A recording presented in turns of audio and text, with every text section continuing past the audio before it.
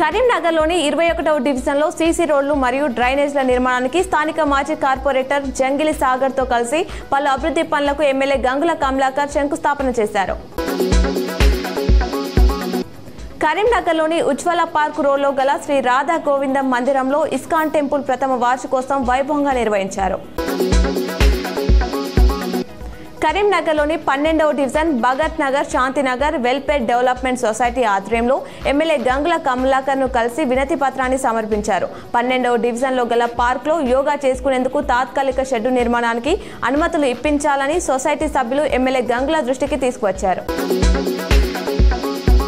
10వ తరగతిలో ఫెయిల్ అయిన విద్యార్థులపై ప్రత్యేక దృష్టి సారించి సప్లిమెంటరీలో 100% ఉత్తీర్ణత సాధించేలా చర్యలు చేపట్టాలని విద్యాశాఖ అధికారులకు కరీంనగర్ కలెక్టర్ పమేల సత్పతి ఆదేశించారు. కరీంనగర్లోని శ్రీనగర్ కాలనీలో మహిళా సమైక్య భవనానికి సూడా చైర్మన్ కొమర్రెడ్డి నరేందర్ రెడ్డి శంకుస్థాపన చేశారు. జగిత్యాల మండలం పోరండ్లలో రైతు మల్లారెడ్డి పురుగుల మందు తాగి ఆత్మహత్య చేసుకున్నాడు. రైతు ఆత్మహత్యకు గ్రామంలోని ముగ్గురితో పాటు పోలీసులే కారణమంటూ కుటుంబ సభ్యులు ఆందోళన చేపట్టారు. రూరల్ పోలీస్ స్టేషన్ ఎదుట బటాయించి ధర్నా చేశారు.